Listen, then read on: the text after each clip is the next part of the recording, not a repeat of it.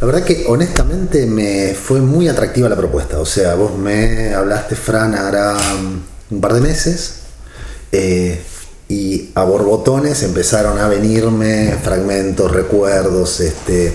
Me resulta muy atractiva la propuesta, lo autobiográfico, no porque las cuestiones personales mías pueden interesarle a alguien que no sea yo, sino por los movimientos de los que participé, los lugares en los que estuve, y porque ya tengo unos cuantos años y vengo desde los años 90 con esto, y bueno, pasaron un montón de cosas. Inclusive ustedes son un poco más jóvenes, por ahí no las conocen tanto.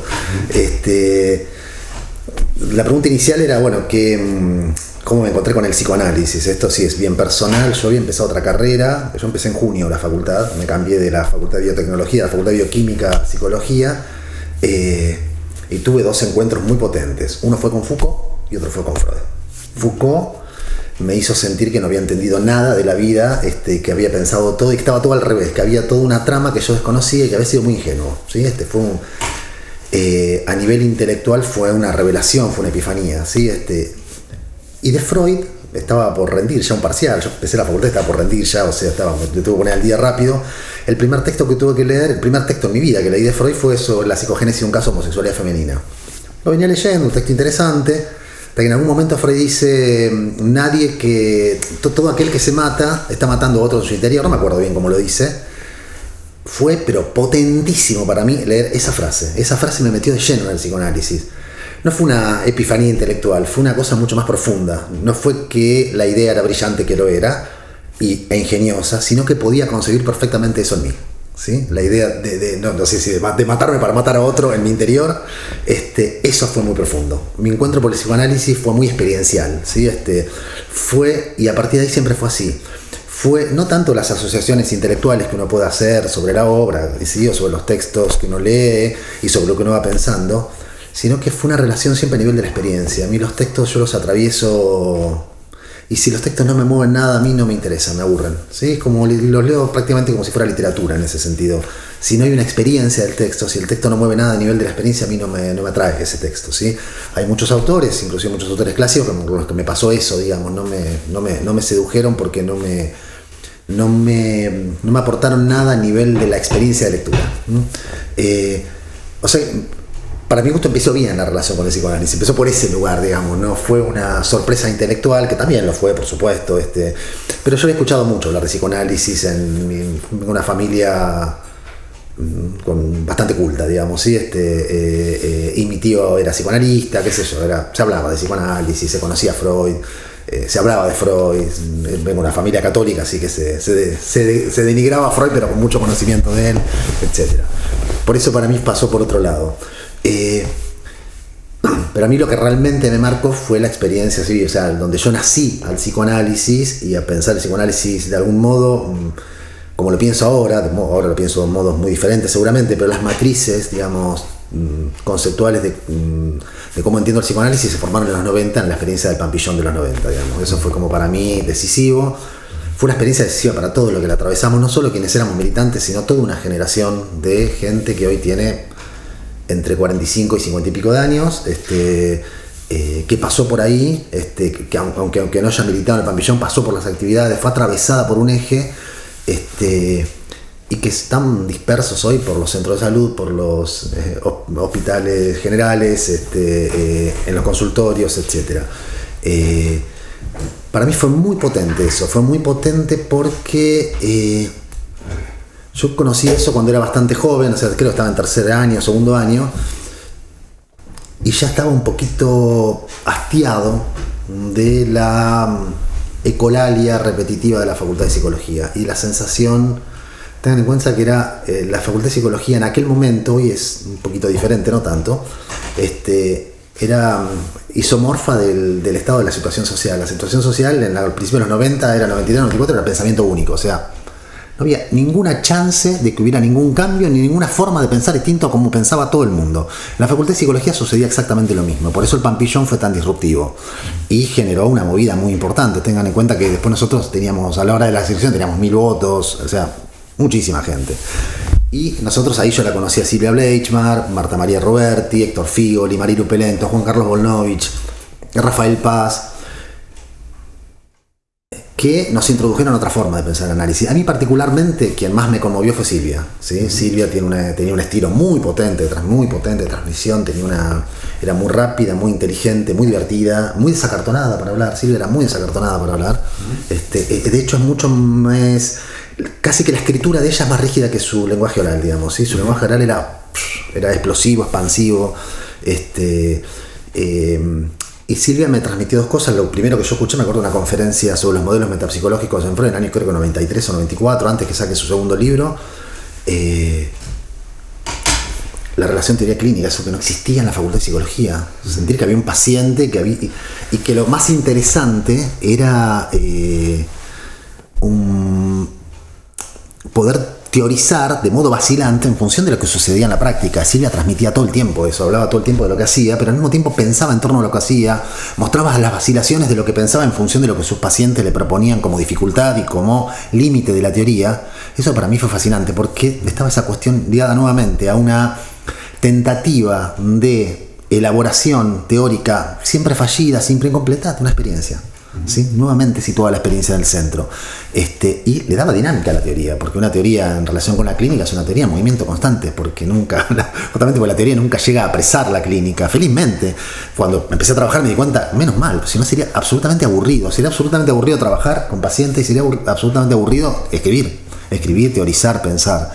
Eso me dejó una marca muy fuerte, era muy diferente a la epistemología espontánea de la transmisión en la facultad, no sé si espontánea o deliberada de la transmisión en la facultad,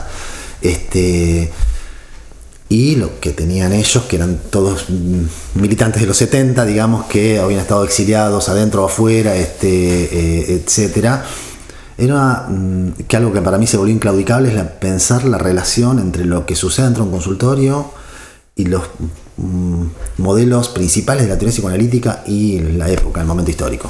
A mí eso no me abandonó nunca. Eso, quienes me han escuchado o me han leído, saben que eso es algo que está siempre en mis textos, está siempre en una preocupación. Y sobre todo esto, yo creo que el psicoanálisis tiene mucho para aportar una lectura de la época, no solo para ver cómo la época se mete dentro del consultorio y nos genera formas de padecimiento particulares, sino cómo esas formas de padecimiento permiten leer la época desde un ángulo que no la puede leer nadie más que nosotros, ¿sí? Eso tiene un aporte fundamental.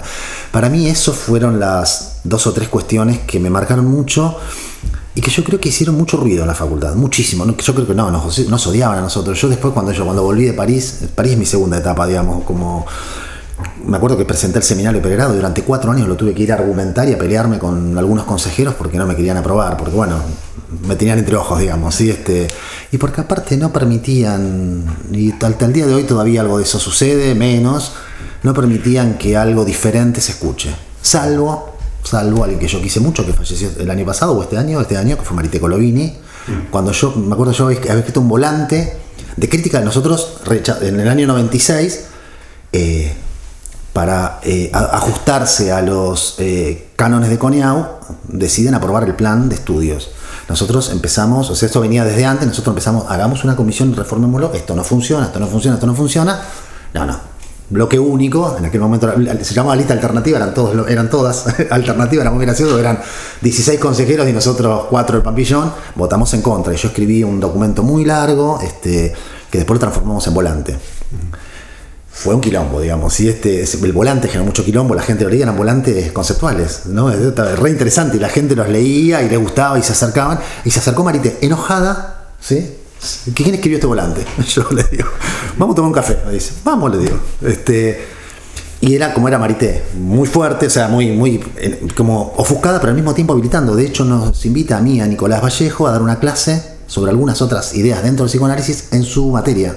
O sea, Marité tenía eso, era divina, porque ella tenía su postura muy clara, pero era muy habilitante a otras lecturas.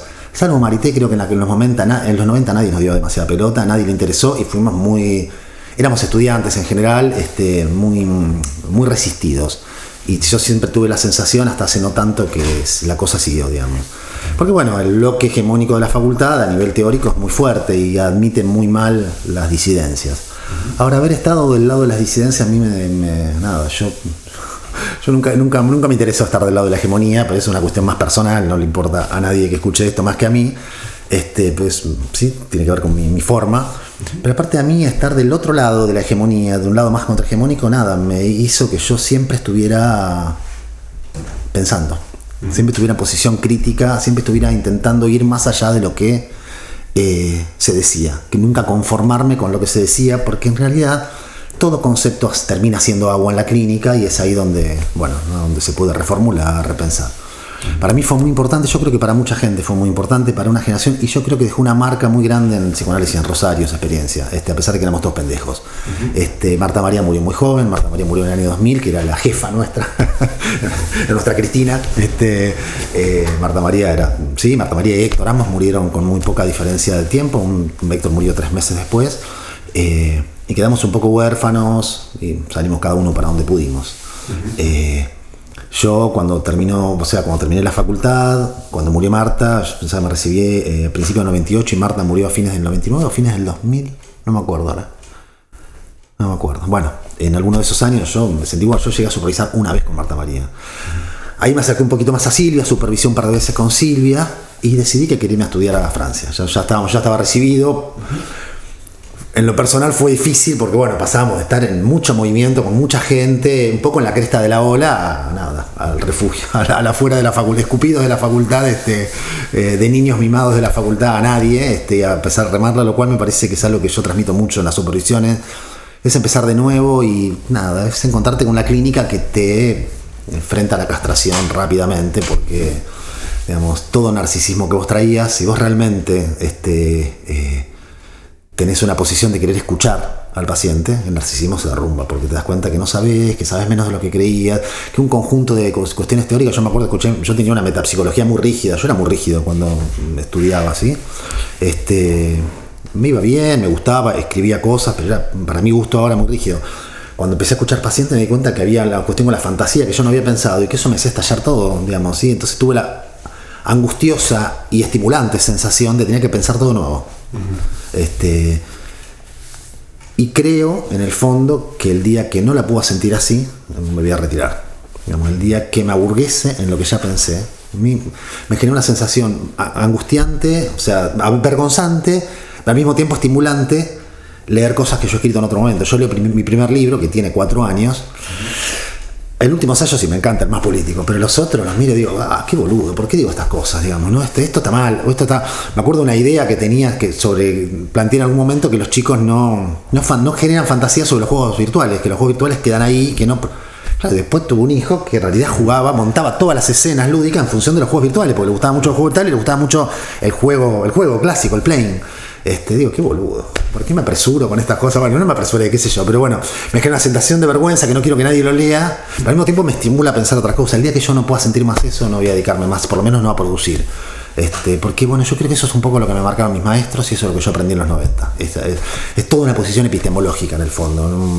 Uno podría darle pompa a una posición ética del paciente, sí, muy lindo, lo es, pero no lo quiero transformar en eso, en una cuestión solemne, ¿sí? Una cuestión epistemológica. Yo produzco de esa manera.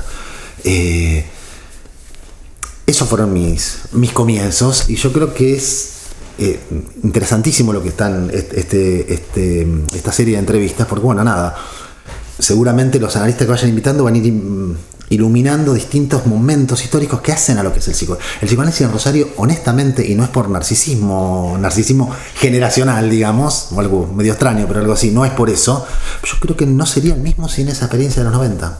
O sea, Silvia, la primera vez que vino acá la escuchaban 3 personas, por supuesto. Después era Silvia, la segunda iban 1000, porque era. Pero no era muy conocida, por ejemplo, Silvia. Era mucho más conocida en Buenos Aires, digamos. ¿Sí? Marta María la empezó a traer en el Instituto de la Familia. Se hicieron muy amigas ellas. Y todo eso dejó una marca en formas de pensar, en formas de laburar.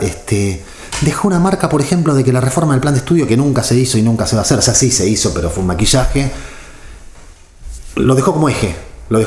Digamos, si no la haces, bueno, da cosa no hacerla, digamos, ¿sí? Cuando en realidad, cuando nosotros ingresamos, el plan de estudio estaba bien como estaba, nadie cuestionaba nada. Digo, bueno, y hay posiciones contrahegemónicas que bueno, que en Rosario no había en aquel momento, no había. Yo estoy muy orgulloso de lo que hicimos, pero insisto, un orgullo generacional, no de lo que hice yo en particular, sino de lo que armamos. Y creo que eso a mí fue, digamos, mi matriz de pensamiento dentro del psicoanálisis se forjó en esa experiencia. Después seguí más solo. Y después estuve más solo, hasta la maestría estuve bastante solo, digamos. ¿Sí? Más solo quiere decir, bueno, nada. El Pampillón no era un partido político, es decir, después de la facultad no había nada, no había un lugar. Me acuerdo la Franja Morada siempre nos decía que nosotros producíamos, dice, ustedes producen muy buenos cuadros políticos, pero a mí me da pena, porque después no tienen a dónde ir. Los nuestros se van al partido, van a distintas distancias del partido radical, ¿no? Bueno, allá ellos, digamos, muy bien. Pero digamos, más allá de eso, es cierto, después de la facultad nosotros mucho no teníamos dónde estar. Yo por lo pronto decidí refugiarme un poco en la clínica, pensar. Tenía ganas de ir a estudiar a París, sobre todo porque, bueno, Silvia había estudiado en París y sabía que había un doctorado en psicoanálisis, lo cual me resultaba extraño. Así que estuve algunos años averiguando y después me fui ahí. Y ahí fue como fue una segunda etapa para mí en mi historia como psicoanalista. Yo me fui en el año 2003, fines de 2003. Tenía unos 5 años de experiencia clínica, 4 años de experiencia clínica. Y me encontré con Jacques André, que Jacques André me partió la cabeza. Por parte, Jacques André era re interesante, porque yo le pregunté a Silvia con quién hacía la tesis. Primero hacías una maestría y después eso te varía como el segundo año, los 2 primeros años del doctorado. Y ella me mandó con Jacques André. Después me di cuenta que Jacques André y Silvia no se querían para nada. Digo, qué generosa estuvo, porque digamos, me mandó con alguien. Eran los dos muy talentosos, eran los dos discípulos de Laplanche, muy queridos por Laplanche, digamos, y ambos de la misma generación más o menos, y se ve que evidentemente no tenían tanto aprecio. Me dio la sensación cuando lo escuché a Jacques André, y me dio la sensación por cosas que me decía Silvia, ¿sí? Pero ella me recomendó, me dijo, ese es el mejor, anda con él. Y la verdad que... Y Jacques André tenía algo particular. Jacques André había estudiado con Laplanche, pero también había estudiado con Pontaly, con Green. Él tenía una fuerte relación con Winnicott, que yo no la tenía. Yo no la tenía porque Silvia no la tenía. Y Silvia la tenía porque Laplanche no la tenía. Es decir, Laplanche, un erudito de psicoanálisis que probablemente ha leído muy poco Winnicott. ¿Sí? Lo cita muy poco, y cuando lo cita se nota que no comprendió cuestiones como muy básicas. Y Winnicott es un autor imprescindible para mí. Cuando yo descubrí Winnicott, descubrí en París Winnicott, qué extraño, pero sí, porque aparte es lo que yo lo escuchaba en francés. Nosotros hablamos en francés de algún modo el psicoanálisis, lamentablemente, digamos, ¿sí? Yo creo, bueno, Ángel sostiene mucho, Ángel Fernández, hincha las pelotas con eso. Hay un psicoanálisis en castellano, por supuesto. El mío no pasa por Mazzotta desde ya, claro, el de él sí, y me parece perfecto porque Mazzotta fue un crack, digamos, pero bueno, no el mío. Yo creo que hay una forma castellana de hablar del psicoanálisis, sobre todo hay un psicoanálisis latinoamericano que es, y fuertemente argentino, que es clínico. Ellos no laburan. Lo que me encontré en Francia es que ellos no laburan de analista. Laburan algunos en efectores públicos, lo cual está buenísimo lo que hacen, pero ahora les están corriendo, el psicoanálisis lo están corriendo de los sectores públicos. Mucha movida, yo estoy muy en contacto a través de mails o de grupos con lo que sucede allá. Lo fueron corriendo y ellos no laburan. La gente en París no se analiza demasiado. Y los analistas son Jacques André, los grosos que cobran 100, 200 euros la consulta, y para ricos. Yo hacía un laburo de inmigrante allá, por supuesto, para mantenerme y pagarme los estudios, y repartía unos catálogos de las grandes tiendas, de la Redoute o de Trois Suisse, tiendas grosas de allá. Repartía los catálogos y me tocaba el barrio donde vivía Jacques André. Yo sabía, pasé por la casa porque tenía la dirección que salía. Nada, la mansión, el Canciem, el barrio 15, que es donde está la ciudad universitaria, es un barrio muy cheto. O sea, eran millonarios. Lo mismo le había pasado a Lacan, supongo. A mí se me ocurre que en la época de Lacan la gente se analizaría un poco más. En esa época no. Y ellos son eruditos, tienen todo un método, son muy estudiosos, tienen acceso a un montón de archivos que nosotros no, digamos, esto que tenía Foucault, pero no laburan. Entonces siempre nosotros decimos lo mismo, digamos, lo he charlado con un montón de amigos, de colegas. Nosotros tenemos muy poco tiempo para escribir y producir porque estamos mucho tiempo en el consultorio, pero al mismo tiempo lo escribimos y producimos tiene una potencia que para mi gusto lo de ellos no tiene. Y soy honesto, y no estoy hablando Francia contra Argentina, esto es cuestión de fútbol y ya demostramos que somos mejores, no es el punto. Digamos, sí, no viene por ahí, viene por el hecho de que en realidad, digamos, yo sigo leyendo autores franceses, me formo con autores franceses, pero me doy cuenta también el hiato que hay entre ellos y nosotros en ese punto. Y bueno, no, eso, creo en el fondo que hay toda una identidad del psicoanálisis argentino que tiene que ver con una producción muy próxima a la experiencia. muy próxima a la clínica. Y para mí esa es la potencia que cuando nos afrancesamos perdemos. Y esto no es culpa de los franceses, sino culpa del divorcio de la teoría con la práctica y el dogmatismo, que en el fondo el dogmatismo que reina en psicoanálisis, les guste o no, es así. O sea, por eso me gusta laburar con chicos más jóvenes, porque ahí hay otra cosa. Pero el psicoanálisis, en general, en los estamentos oficiales es muy dogmático. Para que el dogmatismo se pueda sostener tiene que estar divorciado de la práctica, porque la práctica te hace estallar las verdades. O sea, no hay forma de suponer que en la obra de un gran autor está cifrada la clínica completa. Cuando vos laburás y te tomás en serio lo que pensás, te das cuenta que en realidad tenés grandes autores que han pensado un montón, pero que no hay forma. Yo siempre digo lo mismo, pongo el mismo ejemplo que a mí me gusta, porque a mí me parece sumamente interesante el intento de hacer una teoría lacaniana del autismo. Héctor Yankelevich, por ejemplo, ¿sí? Héctor Yankelevich ha construido una teoría lacaniana del autismo para mi gusto muy consistente, con la que me gusta discutir. Lo que me resulta inconcebible es suponer que el enigma entero del autismo está cifrado en la única frase que Lacan dijo sobre autismo, que es que los autistas son verbosos. Me parece un acto de dogmatismo espantoso dedicarle océanos de tinta a esa frase que la dijo Lacan, probablemente al pasar, creo que ni siquiera le hice una pregunta, él mucha idea no tenía. Porque aparte es muy difícil pensar el autismo sin la clínica del autismo. Es una clínica muy especial, muy particular, muy única, muy diferente. Digo, esto puede ser un ejemplo fácil, pero en muchos terrenos, digamos, ¿sí? Yo escucho la expresión fenómeno psicosomático y se me erizan los pelos. Sí, está bien, Lacan lo decía así, fíjate, es súper compleja la psicosomática. Hay psicosomatistas de 1000 escuelas, fíjate porque es algo muy específico, digamos. Bueno, a mí me parece que el dogmatismo solo se puede sostener en ese divorcio. Y en tomar la otra vía es más angustiante, porque eso, insisto, es estar en desacuerdo con el libro que escribiste hace 4 años y putear por las cosas que dijiste y arrepentirte y dar vuelta y sentir que estás reseteándote todo el tiempo. Pero es lo que yo aprendí de Freud. Cuando Freud en 1926 dice, yo no puedo creer, y se los confieso, lo dice al público, no lo dice a nosotros, no puedo creer que después de todos estos años yo no sepa qué mierda es la pulsión. Digo, qué crack, está bien, era Freud.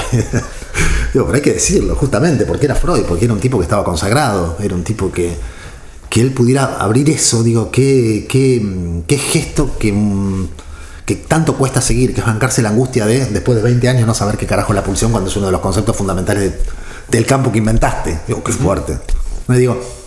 Me parece que, bueno, nada, esa es la vía.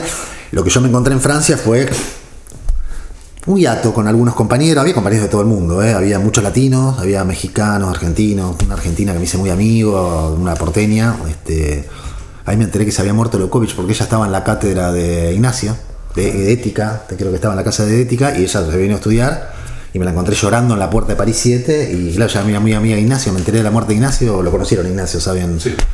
Era alguien muy potente también, me enteré ahí. Bueno, gente de todos lados, ¿no? Pero bueno, el hiato que yo sentía con los franceses era eso, nosotros laburamos, y ellos nos lo decían, ustedes laburan mucho. Y debo hablar muy bien de Argentina, de la cultura argentina, que la gente se analice tanto. Bueno, la verdad que yo no tengo la mejor opinión de la cultura argentina, pero bueno, si a vos te parece, qué sé yo, va bien. Y eso me lo decían no solamente en la facultad, sino amigos que me hice, digamos, me acuerdo de un grupo de una gente de eran sureños, porque los sureños son más simpáticos que los parisinos, gente de Montpellier eran, o de más abajo. Y me decían, no, yo les sorprendía siempre la apertura que debe haber en Argentina para que un montón de gente se analice. La verdad que no sé, es un fenómeno que nunca vamos a explicar, nadie lo entiende, es como el peronismo, nadie lo entiende, pero funciona, es muy potente. Y nadie entiende cómo funciona, pero la gente se analiza mucho, que nosotros tenemos una gran suerte. Yo siempre digo lo mismo, nosotros si perdemos terreno con las TCC, con las terapias cognitivo-conductuales y con las neurociencias, es por boludos, es porque tenemos todo, tenemos el homo psicoanalítico, se ha desarrollado en Argentina mejor que en ningún lugar del planeta, probablemente sí en Uruguay también, digamos, ¿no? Pero en ningún otro lado, y son por nuestras propias contradicciones, por nuestros propios dogmatismos, por enclaustrarnos en un lenguaje críptico que nadie entiende, por la soberbia con la que nos dirigimos al resto, que fuimos perdiendo muchísimo terreno.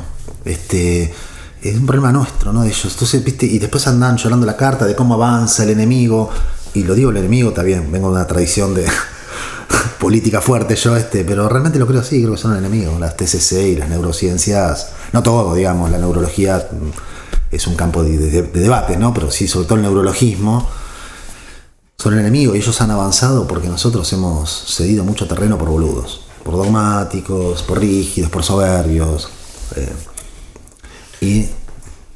No, Gastón. yo me quedo pensando cuando traes el dogma, porque esta primer curva, digamos, si como que si te repreguntáramos por tu primer contacto con el psicoanálisis, ni me lo acuerdo, mi tío era psicoanalista, digamos, nací ahí. Sí. Digamos. Este primer vector que describís vos sería como justamente la puesta en cuestión de una, más en orden epistemológico, digamos, en un momento de incertidumbre, como el psicoanálisis va escuchando y armando algunas cuestiones, ¿sí? Los 90 rabiosos. Y el dogma, como, o sea, una vez que te encontrás con el dogma como, no sé si fundamento de una práctica, pero como un nudo inesquivable de la práctica. A mí me produce repulsión el dogma, honestamente. Pero yo vengo del catolicismo aparte, conozco muy bien lo que son los dogmas, o sea, el catolicismo fuerte, te puedo recitar los 10 mandamientos, conozco mucho la Biblia, he leído, porque aparte mi papá era tomista, mi papá era del Opus Dei, o sea, yo salí de izquierda, no terminamos llevando, no tan bien, igual debatíamos mucho, yo le dediqué mi último libro a mi papá que falleció hace no mucho por el COVID, y debatíamos, era un tipo bastante, le gustaba discutir, ¿sí? Bueno, yo vengo del catolicismo fuerte, ¿sí? O sea, me formé, je proviens de Curé, decía Lacan, yo provengo de los curas, yo también provengo de los curas, salvando las distancias con el gran Lacan, y tengo una relación me produce bastante fobia el dogma. Me parece que el dogma es profundamente religioso. Entre otras cosas, lo que a mí me terminó de hacer saltar de la iglesia, aparte de la adolescencia y las ganas de estar de joda, aparte de la compresión moral que había ahí, digamos, era la compresión de pensamiento. A mí yo quería cuestionar, había cosas que no me cerraban y cuando preguntabas, no se podía preguntar. Yo me acuerdo de los docentes que si yo citaba la planche me ponían ¿por qué lees la planche? ¿Cómo por qué lees la planche, flaco? O sea, ¿por qué la planche? Demostrame que es una porquería, digamos, demostrame que no sirve para nada. Ahora, que no me dejes leerlo y no me dejes plantearlo, es como fuerte, es un gesto de dogmatismo. Yo encontré rasgos honestamente en la Facultad de Psicología muy similares a los de la Iglesia Católica de los que yo venía. Yo sé que esta afirmación es fuerte, la digo, no quiero que la editen ni quiero que esté, porque es así, digamos. Y no era un problema, porque nosotros después hacíamos los congresos de estudiantes de psicología, y las facultades de psicología fuertes, que eran la de, bueno, por supuesto, Rosario, UBA, Córdoba, La Plata, Mar del Plata y Tucumán, funcionaban del mismo modo, no había mucha diferencia, no era un problema de Rosario, era un problema de las facultades de psicología a nivel nacional. Yo escuchaba, a mí el dogma me produce mucha fobia porque no te deja pensar, porque oprime, y yo he visto tantas cabezas talentosas, dilapidada, tanta inteligencia dilapidada por el dogma, digamos, porque se terminó optando por sostener lo sabido, digamos, en lugar de lanzarse a la aventura angustiosa y estimulante de no saber un carajo y de ir a tientas, que fue la aventura freudiana, que la verdad que a mí el dogma me produce bastante escozor, ¿sí? Insisto, por mi historia católica y por encontrar muchas resonancias, honestamente, de formas casi de censura. Yo lo veía cuando yo tenía que ir, los seminarios de pregrado, ustedes saben cómo funciona, prueban masivamente, o sea, tenés 40 funcionando, nadie los discute. Yo decía, yo tengo que ir a discutir el mío, iba todos los años a pelearme con los consejeros directivos porque no lo podían aprobar, porque no, hay mucho Freud, ¿sí? Y Freud está en la carrera. ¿Y sabés lo que va a pasar? Me decía alguien que por supuesto no voy a citar, vas a dar solo Freud. ¿Y cuál es? Le digo, si Freud se da como el culo acá, le decía yo. Bueno, así todos los años. Digo, eso es un gesto de censura, es un gesto dogmático, digamos, ¿sí? Es un gesto que uno puede tranquilamente encontrar en la Iglesia Católica. Entonces yo con el dogma aparte lo que hace es oprimir el fondo experiencial del psicoanálisis, que es lo que a mí más me toca, ¿sí? La experiencia psicoanalítica, la experiencia analítica, es una expresión fuertemente lacaniana que yo amo, digamos, la experiencia analítica. Es una experiencia por la cual pasa el paciente y pasa el analista, y es eso que se juega en un nivel, a nivel de la experiencia, es lo que a mí más me concierne y me interesa al momento de pensar. Y por eso tal vez mi forma de pensar a muchos colegas les gusta, porque tiene esa cosa más abierta, menos cerrada, menos clausurada, más abierta al diálogo que tiene la teoría cuando está entramada o cuando intenta dar cuenta de modo fallido de una experiencia. Para mí el estado experiencial, esto que yo te decía, cuando a mí lo que me cerró de psicogénesis, un caso de homosexual femenina, era eso, me movió algo, me hizo concebir en mí algo que yo no había concebido nunca, y digo, esto es fantástico. Sí, bueno, un poco eso. Entonces, digamos, por eso me produce tanto rechazo el dogmatismo, Gastón. Sí, hablas sobre la relación o que el primer espacio de formación, vamos a decir, más allá de la facultad, tiene que ver con la militancia, digamos, y hablas sobre la relación entre la política y el psicoanálisis. Me gustaría que ahondaras en eso, porque hay mucho para decir sobre la relación entre psicoanálisis y política, sobre política del psicoanálisis, en fin, se pueden hacer muchas disquisiciones, ¿no? Bien, sí, la primera cuestión, la más matricial, es que, digamos, la concepción del Pampillón de aquel momento era gramsciana. Quiere decir que nosotros, a diferencia de otras fuerzas de izquierda, no es que usábamos la facultad para llevar militantes a los barrios, a fábricas, donde fuere, sino que nosotros concebíamos con Gramsci que la disputa por la producción de conocimiento y la disputa por el sentido de lo que se produce en los lugares donde se produce es la clave. Entonces la facultad para nosotros es un lugar clave. Entonces para nosotros, yo siempre digo lo mismo, tuve la suerte de caer ahí porque yo amaba el psicoanálisis, me resultaba fascinante, y para mí estudiar y militar era la misma cosa. Nosotros estudiamos, o sea, honestamente, y esto insisto, más allá del orgullo generacional, los militantes de Pampillón eran todos muy buenos alumnos, estudiamos mucho porque para nosotros estudiar era parte de la militancia. Nosotros necesitábamos intervenir, discutir lo que se producía en la facultad, porque bueno, no cerrar, pero para eso necesitábamos estudiarlo, pensarlo. Yo estudiaba siempre 2 materias. O sea, yo me acuerdo individual 3, que ahora se llama psicopatología psicoanalítica, individual 2, etcétera, psicoanálisis 2. Yo estudiaba 2 materias, estudiaba la materia oficial y la que tenía que ver con otro tipo de línea, de recorrido, ¿sí? Porque estaban todas asentadas en Freud, pero en una lectura ya predigerida de Freud, digamos. Freud estaba predigerido, vos sabías qué frase tenías que ir a buscar de introducción del narcisismo, el nuevo acto psíquico. El resto de introducción al narcisismo no importaba a nadie, sino la idea de un nuevo acto psíquico, y así con todo, digamos, ¿sí? Entonces, es algo individual 1, a mí es una materia que siempre me gustó más. La materia que en aquel momento el titular era Carlos Curi, era una materia muy freudiana, se leía profundamente a Freud, era una lectura lacaniana de Freud profunda, de Freud, ¿sí? Realmente profunda. Esa materia fue la única que no tuve que estudiar 2 veces. Me ahorró tiempo. Porque, digamos, estudiando mi propia lectura, y era una materia que aparte yo en el examen planteé algunas cosas más propias, digamos, más no tan ligadas al programa, digamos, pero eran lecturas sobre los mismos textos y fue muy bien recibido. Un examen que me puse una buena nota más allá de mi heterodoxia. Tuve de aquel momento, de lo que era la cátedra esa, en aquel momento tengo un buen recuerdo. Yo no digo, no estoy. En general no sé. Entonces, bueno, digo, la política para nosotros pasaba por la producción de sentido, por la producción de la disputa por el sentido del conocimiento, por el sentido de lo que se producía. Entonces, para nosotros era. ¿Sí? Por un lado. Después, cuando yo me encontré con Silva, me encontré con algo también mucho más potente en ese sentido. Era que era muy difícil pensar el psicoanálisis por fuera de la época histórica. Y después le agregué algo más. O sea, a ver, a mí lo que me enseñó Silvia es que muchas de las variables que ella encontraba en la clínica tenían que ver con condiciones históricas que no existían en la época de Freud. Y que había ciertas modalidades de malestar que eran sensiblemente diferentes. Lo cual no quiere decir esto, esta cosa pomposa se acabó la histeria, estas cosas pomposas me hinchan las pelotas, o nuevas patologías me hinchan las pelotas. Digo la verdad, pero sí, digamos que hay modulaciones históricas en la clínica y que hay cuestiones que Freud no podría haber visto porque no sucedían en la época de Freud, sobre todo a nivel de la ética y la moral sexual, cultural. Eso para mí es muy fuerte, como fue mutando. Hizo algo Freud a lo que Freud le dio mucha pelota. Y después, tomando el malestar en la cultura, me parece que encontré un método para pensar la inversa, es decir, que puede aportar el psicoanálisis a la lectura de los procesos históricos, porque me di cuenta que uno puede hacer una lectura universalista del malestar en la cultura, es la que se hizo siempre, la canónica.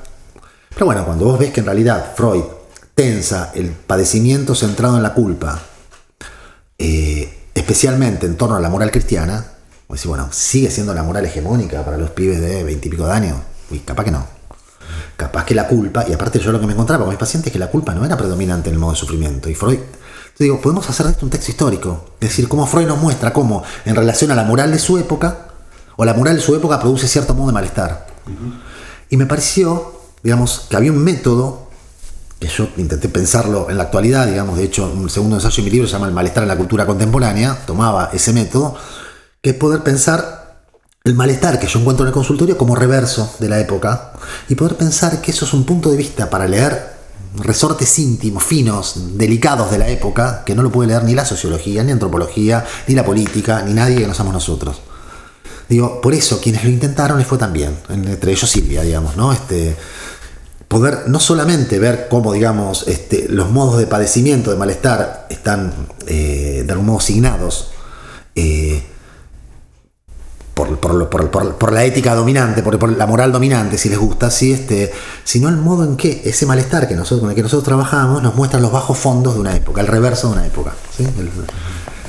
A mí en ese sentido, digamos, la idea de psicoanálisis y política fue tomando. Y después está, por supuesto, la idea de una política del psicoanálisis que es dura. En los 90 teníamos una posición. Nosotros laburamos con los desinstitucionalizados, o sea, la gente que se había resistido en los 70, se había escapado en los 70 de la IPA y se había resistido a entrar en las instituciones lacanianas, no solo porque no eran lacanianos, sino porque no les estaban de acuerdo con el pase. Yo respeto mucho algunas instituciones psicoanalíticas, creo muy importante que los analistas se agrupen del modo en que sea, no creo que la institución psicoanalítica sea el modo, hay modos de agrupamiento. Lo que están haciendo ustedes acá es un modo de agrupamiento, digamos, y bueno, y estamos haciendo esto acá. Me parece súper importante. Yo lo que nunca voy a poder sostener, porque soy psicoanalista, y porque me parece difícil que un psicoanalista pueda sostener esto, estoy siendo muy radical, pero bueno, lo pienso así, es que alguna institución se pueda arrogar el derecho de decir que alguien está en condiciones de ser analista, es decir, que una institución pueda certificar que alguien haya hecho suficiente análisis o que el análisis haya avanzado siempre hasta cierto punto en que ya podés ser analista. Esto no lo voy a poder sostener nunca, me parece contrario a la naturaleza misma del análisis, la certificación.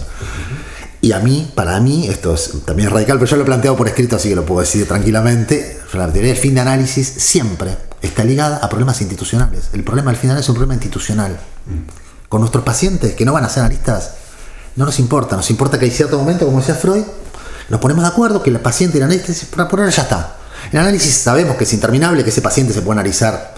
Yo hace 30 años que me analizo, tanto no, pero año 97, sí, más o menos, 25 años, digamos, con la misma persona, que es la mejor del mundo, la amo,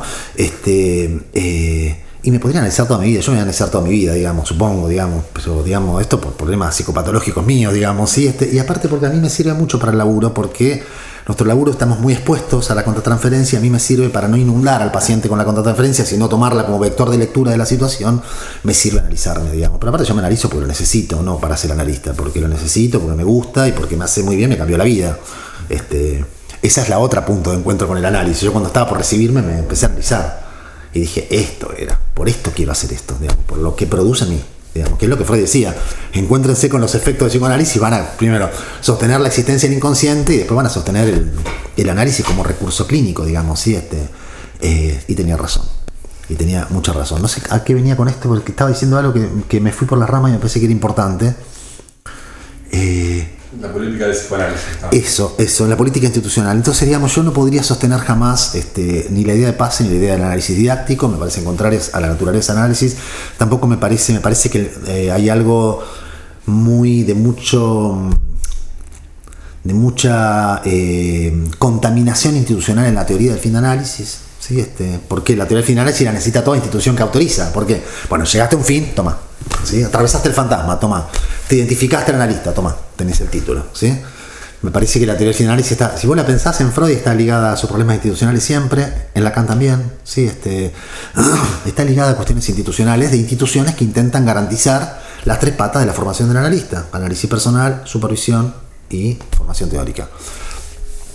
Si sacamos esto, digamos, me parece perfecto la institucionalización del psicoanálisis, siempre y cuando no se transforme en capillas. Muchas instituciones son capillas, no aceptan, no debaten ni con la institución que piensa todo igual que vos, pero esta pequeña diferencia, en el racimo de las pequeñas diferencias hace estragos. Hay pocas instituciones amigas de otras, seamos honestos, o instituciones que se alían. En una época había redes de psicoanalistas que estaba bueno, o redes de instituciones, pero si no, generalmente son o subsidiarias de otra institución, o de París o de Buenos Aires, las que están acá. Y en el fondo hay poca relación entre las instituciones, entonces se vuelven capilla. Esto es un diagnóstico muy general, porque hay de todo, ¿sí? No quiero hablar mal de las instituciones que no pretenden garantizar el análisis personal del analista. No quiero hablar más de ellas porque hay de todo, hay muy variadas, porque si yo no estoy en instituciones, básicamente porque no pude encontrarme en ninguna de las que existían y me dio bastante pachorra armar la mía, la nuestra, con otra gente, podíamos ponerme a armar, la verdad que no he tenido tiempo. Y los procesos que intenté no funcionaron, porque no es que no lo intenté. Eso, digamos, con la institución psicoanalítica, eso, digamos, yo nada, estoy en la facultad en este momento, dirijo una maestría, me metí por ahí, no es una institución psicoanalítica, es otra cosa. Sí deploro los analistas que están en la facultad y le tiran mierda a la facultad como lugar del discurso universitario, pero ganan su sueldo ahí, llevan sus militantes para sus instituciones ahí, cosechan sus pacientes ahí, hacen un usufructo de la universidad, ¿sí? Y deploran la universidad porque es el lugar del discurso universitario, el lugar del psicoanálisis está en su institución, digamos, ¿sí? Me parece de cuarta, digamos, ¿sí? ¿Te parece que el psicoanálisis, el discurso universitario, si te parece que la universidad no es el lugar, no estés ahí, ganate el sueldo en otro lado y llévate los pacientes de otro lado, junta a la gente para institución en otro lado? Eso me parece de terror. Me parece que la universidad es un buen lugar para estar. Ante esa pregunta el chino tenía una posición como que está en ese contrapunto. El psicoanálisis ante la pregunta era ¿en dónde se produce psicoanálisis? Y él como que llegaba un poco en el contrapunto entre la facultad y estas instituciones otras que producen bajo otra lógica. Claro, entonces se supone que quienes estamos en la facultad y no estamos en las instituciones no se producen. No es propio. ¿En dónde produce el psicoanálisis? No como máquina, sino en dónde aparece el fenómeno. Sí, lo que hay que rastrear en el fondo es en términos más concretos, en los lugares donde uno está, en Rosario, Buenos Aires, qué sé yo, en los distintos lugares donde se produce, en lugares específicos, donde se está produciendo algo diferente. ¿Te das cuenta? Yo le diría ahí más que la cuestión conceptual, perdón, sí.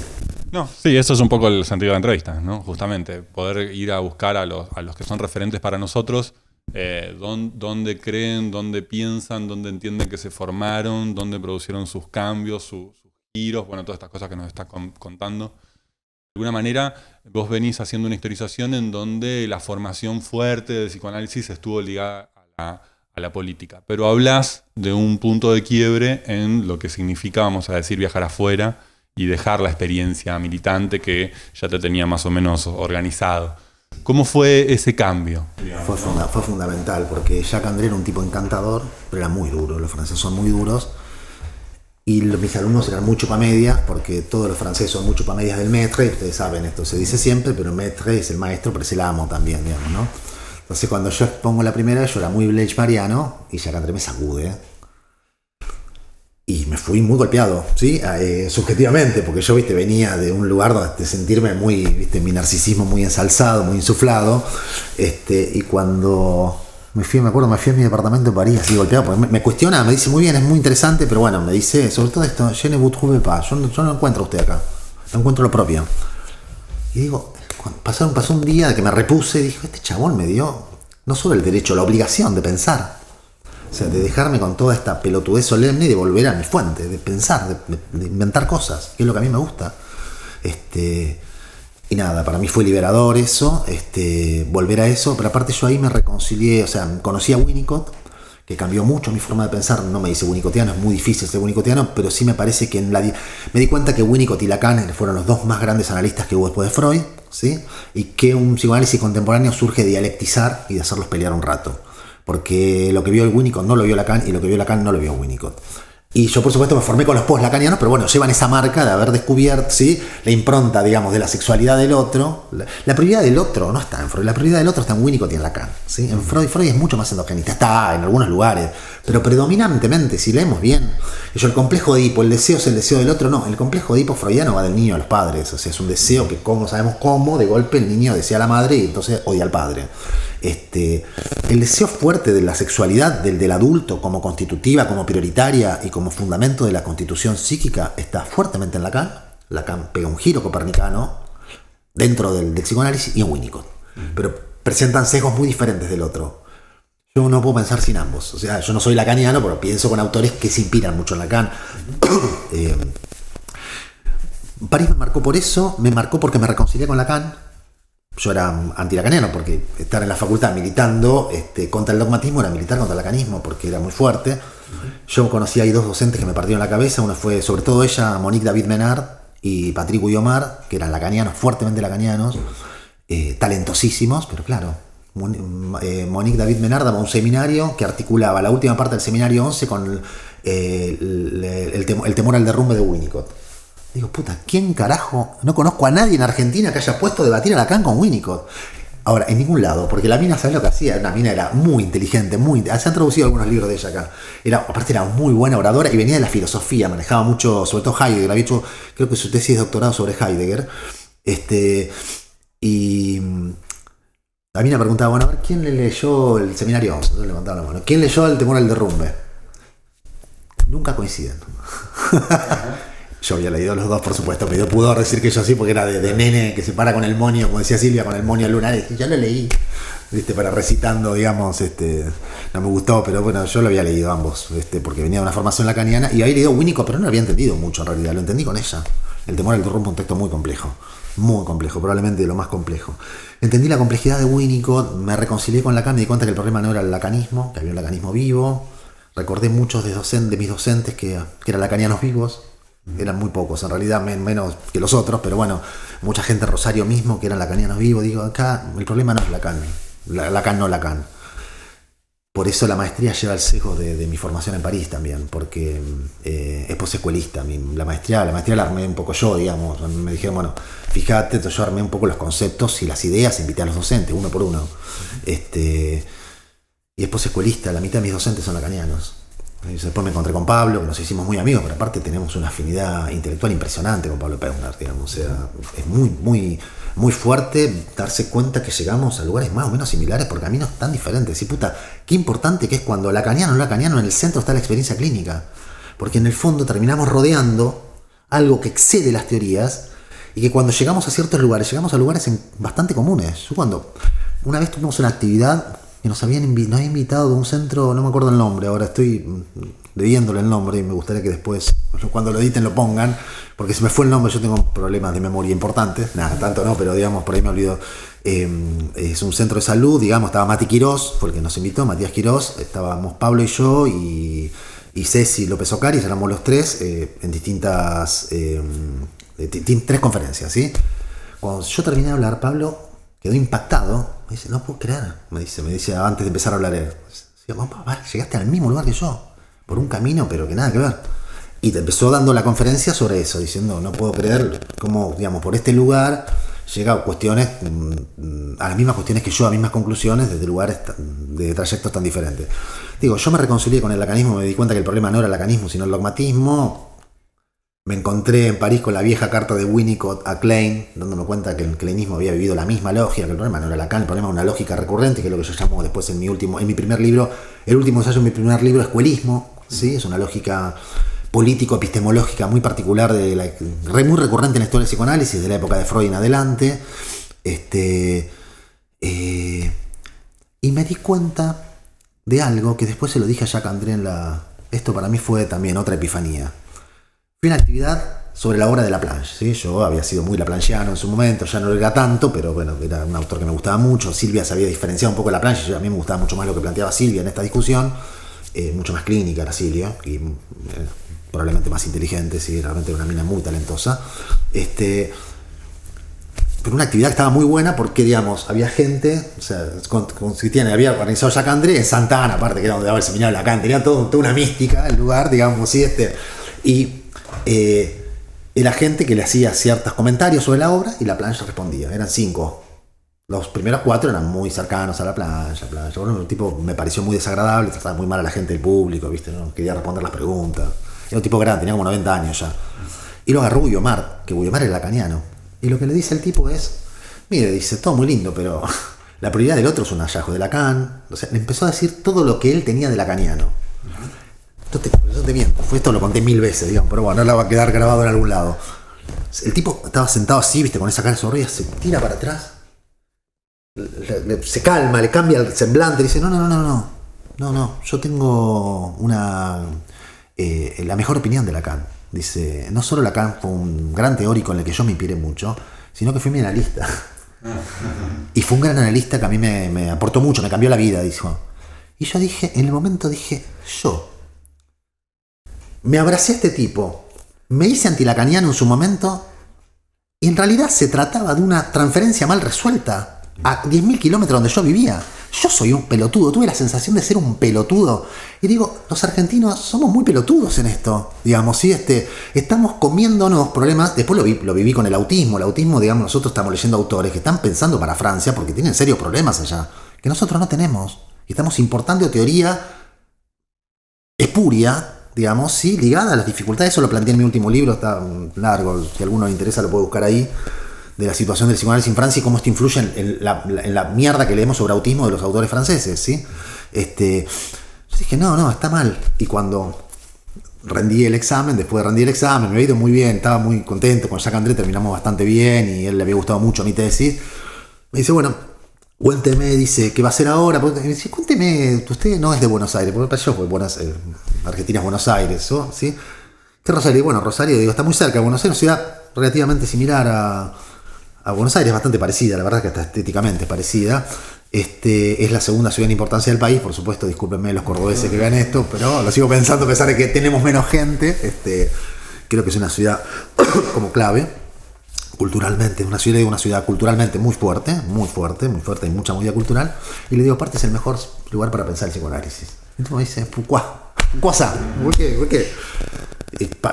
Le dije, bueno, por supuesto en francés, digo, y le digo, porque es la periferia de la periferia. Le digo, así como Buenos Aires es la periferia intelectual de París, Rosario es la periferia intelectual de Buenos Aires.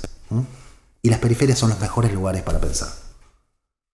No me acuerdo, me dijo algo así como buen punto, nunca lo había pensado así. Porque claro, yo vivía en el centro del centro, claro. Se sienten en el centro del mundo, ellos se siguen sintiendo, a pesar de que ya no son más la capital del mundo, lo siguen sintiendo así, digamos, fueron desterrados, por eso los odian tanto a los norteamericanos. Pero ellos se siguen pensando muy en el centro, son muy el centro, a nivel intelectual en muchos campos. Me dice, buen punto, lo voy a pensar, me dice, nunca lo había pensado así. Tal vez sí, tal vez los centros no sean los mejores lugares, me dijo. Y me dice una chicana, bueno, pero usted está acá, digamos, sí, bueno, le digo, vengo a juntar recursos para producir allá, le digo, yo me vuelvo para allá ahora, de hecho me volví, Y después de Francia, volvés a Argentina. ¿Cómo sigue tu formación, la relación con el psicoanálisis después de eso? Yo ahí, digamos, volví en 2004, fines de 2004, y presenté un seminario de pregrado, que por supuesto fue muy resistido, como les dije, durante 4 años, hasta que al final se cansaron. Y empecé ahí. Yo amo ese seminario, lo sigo dando. Hace 2005, tiene 18 años ese seminario. Hace 18 años que doy el seminario en la facultad, todos los años. Es el lugar, a mí me gusta mucho el seminario. Hay algo muy personal, que siempre me chicanean con esto, así que lo digo, digamos, ¿sí? Que yo. De hecho, la directora del doctorado me decía, vos escribís muy bien, el problema es que haces lo que se te canta, y siempre haces lo que se te canta. Bueno, a mí me gusta un poco hacer lo que se me canta, reconozco, me gusta muy poco que me digan lo que tengo que hacer o decir, y me aburre mucho repetir programas. Entonces a mí me cuestaría mucho estar en cátedras, ¿sí? Y el seminario tiene esa cosa de ser un lugar donde uno va transmitiendo lo que va produciendo. Entonces es un lugar para mí hermoso. Y en la universidad se puede pensar, es un lugar donde se puede pensar, probablemente en ciertas líneas de fuga respecto de las líneas duras de la institución, pero se puede pensar psicoanálisis, se puede transmitir la experiencia analítica, ¿sí? Se puede transmitir lo que uno hace. Después cuando pasé al posgrado es mucho más, porque estoy transmitiendo con analistas. Bueno, pero a partir de ahí ya como que me empecé a hacer un poquito más conocido, entonces ya me empecé a relacionar con otra gente, bueno, empecé a circular por otros lugares, ya ahí se armó un poco lo que hace que ustedes me estén invitando a mí hoy acá, digamos, ¿sí? A partir de ese año. Para mí fue un lugar muy importante, es un seminario continental, yo le dedicaba mucho, iba trabajando, entonces todas las cosas que yo iba pensando en función de mis pacientes en torno a un eje común y a un programa que yo sostenía, por supuesto, y sostengo, iba pensando un montón de cuestiones colaterales que yo las podía plantear por ser un espacio diferente, tiene una flexibilidad que no tienen las cátedras. Con esto no estoy hablando mal de las cátedras, ojo, es una cuestión de que a mí me cuesta mucho y siempre me ha costado, digamos. No quiere decir tampoco que nunca esté, a lo mejor en algún momento, si se arma una cátedra de niños, tal vez la concurse, qué sé yo. Pero tiene una plasticidad que a mí que tiene que ver conmigo, insisto, es una cuestión muy personal lo que estoy diciendo, que no se malinterprete el que lo escuche, que yo estoy rechazando otras formas. Y bueno, a partir de ahí nada, y que permite esto, digamos, me permite ir transmitiendo lo que yo iba pensando en función de lo que iba haciendo. Es todo, muchas de las matrices de lo que fueron mis libros, mis escritos, provienen de ahí, se fueron gestando ahí, y mis relaciones, y el hecho de que después algunos alumnos, gente que me conocía, me empezó a invitar a distintos lugares, a otros lugares, otras instituciones, empecé a circular, y también por el hecho de no tener filiación institucional, lo cual, insisto, no es para mí un valor, es como se dio, y también tiene un poco a lo mejor tal vez que ver con mi modalidad subjetiva, me permitió circular por distintos lugares, ¿sí? Eso, y después la maestría, que es una última etapa. Perdón, vos querías preguntar. Pensé que estaba con eso. Nada, a partir de ahí fue todo eso, y en 2013 por ahí me propusieron hacer la maestría, y la maestría para mí era re importante porque una puta, todo lo que yo vengo pensando desde hace 20 años de cómo debiera ser la transmisión de psicoanálisis, tengo la oportunidad de armarlo. Mira, fui feliz porque armé un programa, un plan de estudios posescuelista, es decir, un plan de estudios donde no ecléctico, donde lo esencial fuera, digamos, fueran todos los docentes que invité, eran todos docentes que pensaban mucho en torno a lo que hacían. Pablo fue uno de los primeros que invité, digamos. Yo leí, empecé a leer ahí a Pablo, me sorprendió muchísimo, me encantó leerlo. No acordaba nada, por supuesto, ¿no? Ultra lacaniano, pero me encantó. Dije, tiene que ser docente en la carrera que yo estoy armando. Fue uno de los primeros docentes que invité, y armé una carrera que permitió que nosotros tenemos la mitad del alumnado lacaniano y la mitad no lacaniano. Permitió romper con eso. O sea, yo cuando planteo esto, díganme qué otro lugar, la mitad, ¿sí? Tenés lacanianos y no lacanianos conviviendo, no solamente entre los docentes, sino entre la gente que se inscribe, que le interesa el espacio. Nos permitió que los alumnos lacanianos escucharan otras cosas de gente que no era antilacaniana, digamos, entonces la podían pensar, la podían escuchar, la podían metaborizar, porque aparte era docente que sabía que el docente anterior era lacaniano, o sea, no sé si se entiende, gente que estaba en otra postura, no iba a su... Nadie está en territorio cómodo en esa maestría, ningún docente está en un lugar donde tiene todo el camino allanado, tiene que pelearla. Y los no lacanianos, los que están hartos del lacanismo, escuchaban lacanianos vivos. ¿Sí?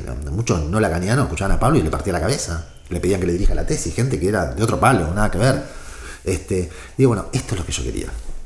La maestría tiene mucho de lo que yo quería, digamos, ¿sí? De lo que yo pensaba y de lo que fui construyendo en todos esos años, un punto de llegada, que es esta cuestión epistemológica, como charlábamos recién, decía Gastón, esta cuestión epistemológica fuerte, digamos, de poder pensar la teoría como proceso de teorización inacabado de una experiencia, y que si nosotros nos situamos en esa epistemología, no se rompen las posiciones teóricas, se rompe el capillismo teórico, porque tenés que tener en claro que ningún autor puede agotar eso, y tenés que salir a debatir con otros. ¿Sí? Yo esto te digo, cuando yo que por ahí pueden buscar en la web, hace 2 o 3 años, Walter García, que organiza algunas actividades con el Colegio de Psicólogos de la provincia de Buenos Aires, San Isidro, creo que es del norte, ahí muy de capital, creo que él vive en capital, muy ahí en los límites, organizaba un ciclo, estuvo Pablo, y se tomó la intervención entera para discutir a lo que yo había dicho en mi libro. Y cuando yo lo llamo, le dice, bueno, ¿qué te pareció? Le digo, estoy conmovido. No pensé que te iba a gustar tanto. No, le digo, estoy conmovido. Nadie debate nada en psicoanálisis. O sea, que vos te haya tocado. Yo cuestionaba cierta utilización, no la noción de baño de lenguaje, sino cierta utilización de la vulgata lacaniana, como dice Ritmo, la vulgata lacaniana, me encanta la expresión, de la noción de baño de lenguaje. La cuestionó en el libro. El tipo me edita el libro. Me dice que le había hecho pensar que estaba enojado con eso, digamos, que no le había gustado. Y se toma con mucho amor, porque aparte nosotros nos queremos mucho, digamos, se toma una charla entera para discutir eso. Digo, la verdad que me conmoviste, le digo, me conmoviste posta, me conmovió hasta... Sí, pues digo, puta, esto no pasa, esto tiene que pasar, tenemos que ser capaces de confrontar, digamos, ¿sí? Sin destruirnos, ¿sí? Es decir, de discutir, de criticar, porque si no terminamos espejando la lógica de las redes sociales, ¿sí? Agresividad extrema con el malvado enemigo y entre nosotros somos todos homogéneos. No. Entonces me pareció que hay una lógica que tiene que ver con la lógica de la maestría ahí. Out of time. Termina, se termina, está todo bien. Tampoco si tengo mucho más para decir, no sé si tengo. Pero a mí eso que pasó con Pablo, dije, la maestría está funcionando.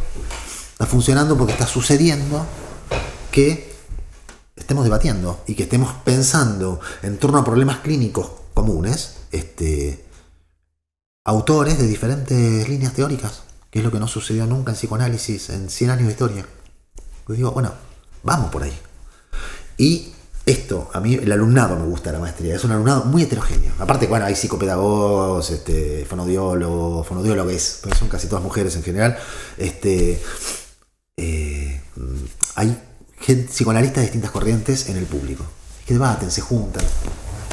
En lo que decís me llama la atención, digamos, vos hablas de los recorridos institucionales, digamos, de los lugares en los que te fuiste formando, pero también aparece la escritura y la publicación de textos como un espacio de sedimentación donde parece que algo sí ocurriera, digamos. ¿Cómo es esa relación entre el psicoanálisis, la producción, el volverse psicoanalista y el escribir, digamos, la relación con la literatura o con la escritura más específicamente, digamos? Y yo amo la literatura, yo vengo de la literatura. Yo de hecho a mí me gusta escribir ficción también, no lo he publicado porque creo que soy malo y soy muy autoexigente, pero bueno, ya haré algún taller literario con alguien. Y los leyó Laura Klein, que es una gran amiga, que escribe muy bien, es poetisa de la hostia. Y le gustaron mucho, me dijo lleváselos a alguien, hay que trabajarlos, pero lleváselos a alguien, los cuentos, me gusta el cuento, sobre todo, como género, me parece impactante. A mí la literatura es probablemente lo único que me guste más que el psicoanálisis, sí, o tanto como el psicoanálisis, me gusta mucho leer, y disfruto mucho el acto de escribir yo, y la escritura ensayística, que es a lo que yo me dedico, lo que yo publico, el ensayo es una lucha, una pelea con... Es una lucha primero entre la experiencia y el saber, como diría Giordano, ¿no? Dice Alberto Giordano, en el ensayo se vuelve a tramar experiencia y saber, pero experiencia y saber están en lucha en el ensayo, están todo el tiempo en tensión, en discordancia. Entonces es apasionante escribir, a mí me encanta escribir, es probablemente lo que más me gusta de todo, tanto más que trabajar con pacientes, esto en lo personal. Me parece muy importante que los analistas escriban, me parece muy importante que se tomen el tiempo de pensar lo que escriben, porque hoy se escribe muy compulsivamente al modo del posteo, es decir, no el posteo, los libros tienen estructura de posteo, si posteo y saco 13 libros por día, hay libros muy poco pensados, me parece muy importante que los analistas escribamos, porque eso es lo que hace la circulación, tampoco es la única circulación, hoy por hoy, digamos, mucha gente... ve más mi video de lo que lee mis libros, digamos, ¿sí? Porque te vive en otro lugar del mundo y es más difícil el acceso y vi tal video, tal otro, qué sé yo, ¿viste? Ahora está todo la transmisión, en el sentido, y la transmisión, no solo la transmisión en el sentido de dar una conferencia o lo que fuere, o de escribir un libro, la transmisión de algo que queda para que otro lo pueda ver, o sea, un libro, no solo a través del libro, sino a través de, qué sé yo, de todos los videos de conferencias o actividades que circulan por la red. A mí, en lo personal, me parece que no podría no haber escrito algo. Yo me tomé mucho tiempo para publicar. El prólogo que me escribió Pablo al libro empieza así: al fin un libro de Jaime. Porque me venían rompiendo mucho las pelotas que escriban. Y escribí, pude publicar cuando esta relación de la que vos hablás, Fran, pude recuperar esta relación del psicoanálisis con la escritura en este sentido, de lo inacabado. 2 consejos, fue uno de Pablo, que me dijo, pues yo me leo y me odio. No te leas, me dijo. ¿Para qué lees? Y eso para que lo lea otro, no es para que lo leas vos. Vos estás, crack. Y cuando estaba a publicar un texto en la web de Rodulfo, le digo, ¿para qué lo estoy corrigiendo? Me dice, sí, me sacó las fichas, y me dice, la corrección es un trabajo infinito, en algún momento hay que cerrar. Esos 2 consejos de 2 personas que habían publicado un montón de libros, para mí fueron claves. Decir, así, arriesgate, chabón, digamos, ¿sí? Entonces nada, empecé a publicar. Yo escritos tenía un disco rígido entero de escritura. Lo que pasa es que no publicaba. Lo que hice fue corregir algunos textos y empecé a publicarlo. Y después fue encontrando un estilo, un modo, qué sé yo, y un modo que tiene mucho que ver con esta epistemología de la que hablaba. Yo creo que en el fondo el ensayo bien entendido es isomorfo de esta epistemología de la lucha, de la trabazón entre la práctica y la teoría, digamos, ¿no? El ensayo para mí lo planteo en un texto sobre investigación que publiqué en una revista de la Facu. El ensayo tiene siempre algo de lucha, de conflicto, ¿sí? De tensión. La idea del ensayo como conflicto la plantea Adorno o alguien, no es mía, por supuesto. Y para mí, mi forma de escribir, ¿sí? Tiene mucho de intento, por lo menos, traducir la forma de pensar, la forma de transar, de tramitar la tensión entre la teoría y la clínica, digamos, ¿sí? Por eso para mí la escritura psicoanalítica es particular, como toda escritura experiencial. La escritura de Laura Klein, por ejemplo, a mí me inspiró mucho, porque Laura, aparte que escribe como los dioses, es muy inteligente, realmente, probablemente ella y Silvia Bletchmark sean las dos personas más inteligentes que conocí en persona, muy inteligente, y yo la adoro, nos adoramos. Laura tiene una escritura de la experiencia. De hecho, el libro sobre aborto de ella es, yo, digamos, milité desde los 80 y milito por el aborto legal, seguro y gratuito. Ella fue de las primeras feministas, con María Moreno, etcétera. Dice, pero en el debate actual, si nosotros nos vamos más allá de la ley de aborto al aborto, abortistas y antiabortistas, o sea, pro aborto legal, seguro y gratuito y pro aborto ilegal, digamos, en el fondo no están teniendo en cuenta la experiencia. Hay algo que se pierde de la experiencia del abortante. ¿Por qué? Dice, porque si viene una amiga y me dice que quiere abortar, yo no le voy a decir, sí, hermana, abortá porque tenés derecho, porque las dos sabemos que tiene derecho. Lo más probable es que la escuche porque va a estar muy angustiada. ¿Sí? Digo, y toda la escritura de Laura escribe, es extraordinaria como escribe, tiene ese intento imposible, irresoluble de tramitar, de pensar una experiencia. Ella siempre dice, yo no soy particularmente inteligente, dice, yo tengo una capacidad muy grande para relacionarme con la experiencia, con mi propia experiencia. Luego me pareció. Entonces, bueno, digo, esa escritura me inspiró mucho también, la forma de escribir Laura. El libro sobre aborto se los recomiendo, si no lo leyeron, es la hostia. Dijo Darío Starriver, es la Biblia del aborto, medio jugando con los términos, porque es un libro, por supuesto, muy, muy ateo de algún modo, muy anticlerical. Es un libro muy potente, pero digo, a mí hay algo de la forma de escritura de Laura que me inspiró mucho. Y Laura, aparte, yo, texto que escribo se lo mando a ella, de lo que sea. Si es psicoanalítico, ella viene de la filosofía, nada que ver. Y tengo el orgullo de que el texto que escribe me lo manda a mí, digamos, ¿sí? Pero yo se lo mando a ella porque yo sé que ella va a ubicar los puntos donde yo evita estas cosas que los analistas hacemos mucho. Mira, acá haces un salto, esto es porque no tenés ganas de pensar esta articulación. Me los casa todas, le digo, hija de puta, ¿cómo te diste cuenta? Sí, de verdad, le digo, sí, lo di por sentado. No des nada por sentado. Porque cuando das por sentado, nada, es extraordinario. El último texto, un texto que publiqué en Página 12 ahora hace poco sobre redes sociales, nada, lo discutimos entero 3 horas. Fue apasionante por teléfono. A mí hay algo de esa forma de escribir que me parece bastante isomorfa de la tensión entre el saber y la experiencia en el psicoanálisis, ¿sí? En la producción de teoría psicoanalítica. Yo creo que en psicoanálisis no es ni un discurso, como suele decirse, ni una experiencia, como suele decirse de otro lado. Es la relación imposible y necesaria entre ambos. La tensión entre un discurso y una experiencia. Un discurso que intenta captar una experiencia que siempre se le escapa. Y que tiene que adoptar una modalidad discursiva, una modalidad de enunciación particular para poder estar en tensión con esa experiencia. Esa es la escritura. Perdón, sí. En tu formación retorna el tema de los niños. Vos hablas de formación analista y hablamos en general de psicoanálisis, pero tu formación tiene esa orientación. ¿Cómo pensás que influye, que cambia, que trastoca tus conceptos generales de psicoanálisis, digamos? ¿Cómo ves esa relación?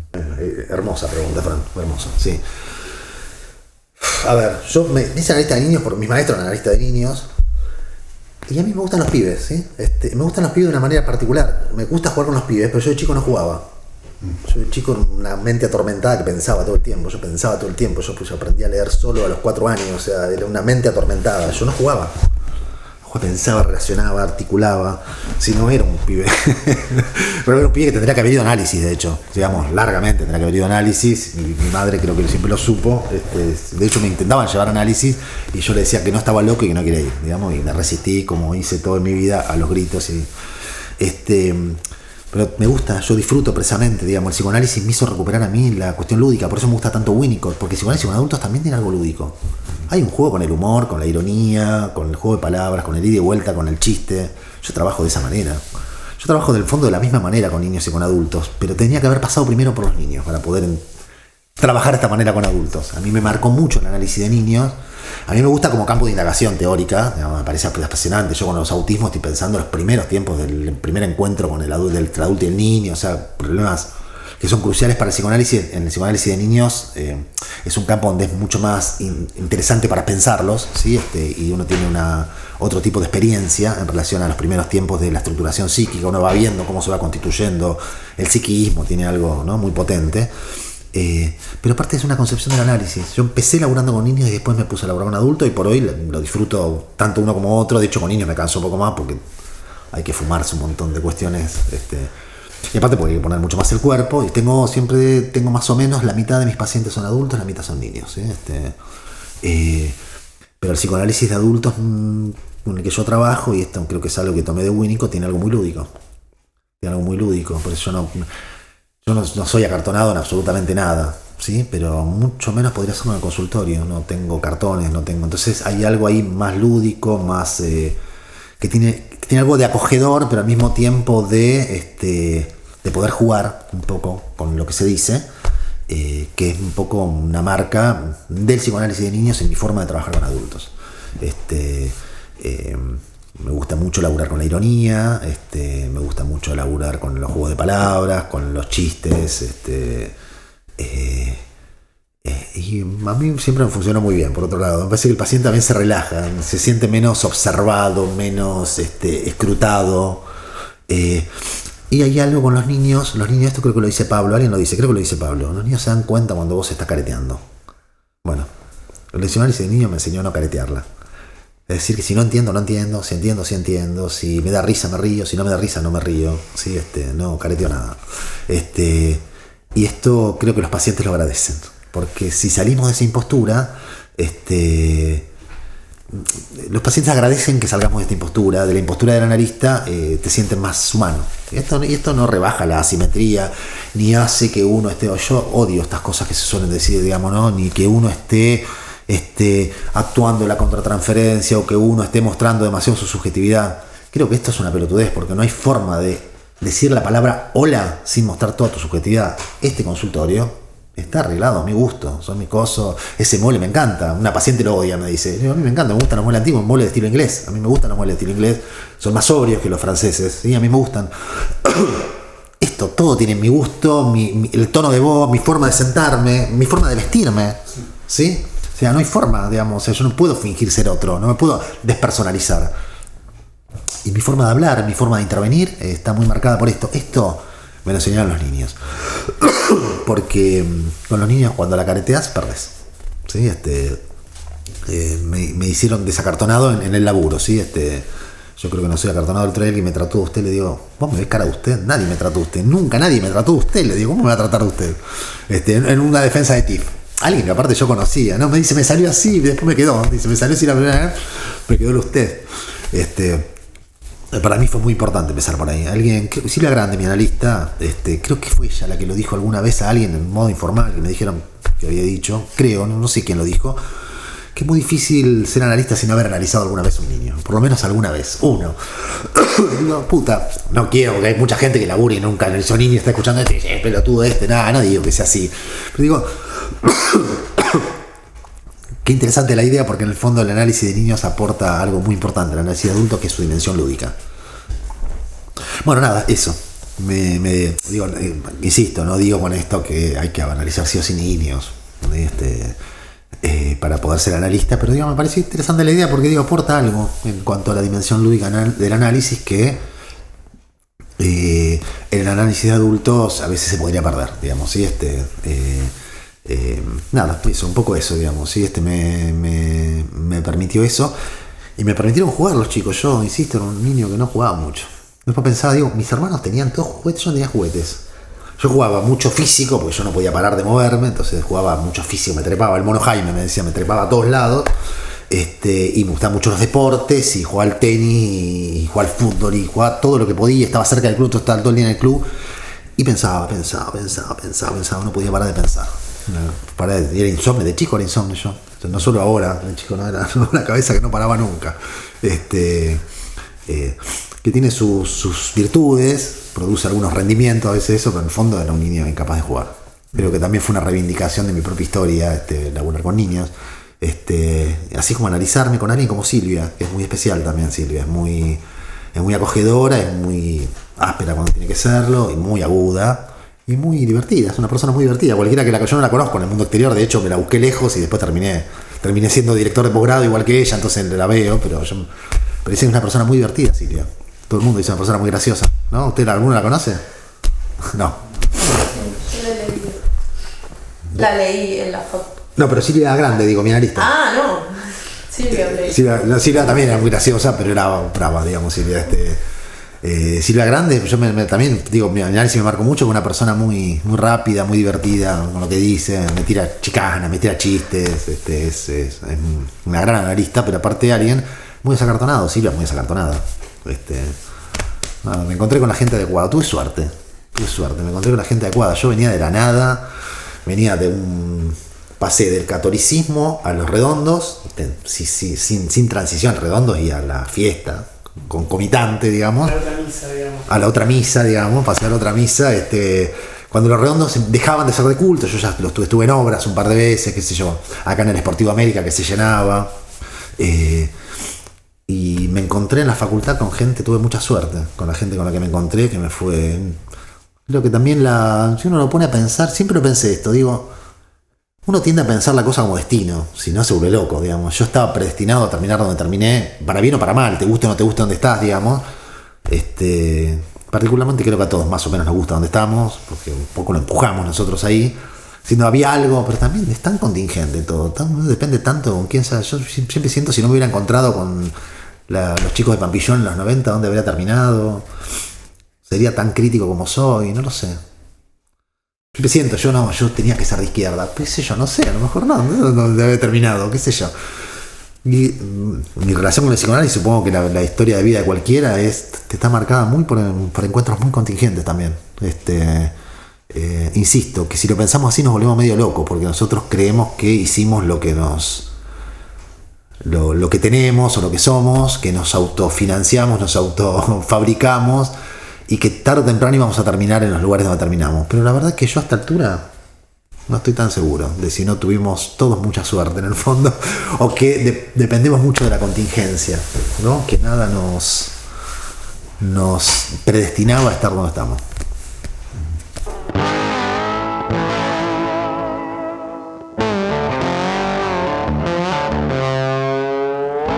Gracias, Jaime. Chicos, un placer. Un placer, me encantó. Vos sabés que te posta cuando me empezaron a bajar, digo, ¿esto por qué? Digo, esto es la invitación de Franco, me empezaron a bajar recuerdos, cosas, digo, uy, qué buena invitación, boludo.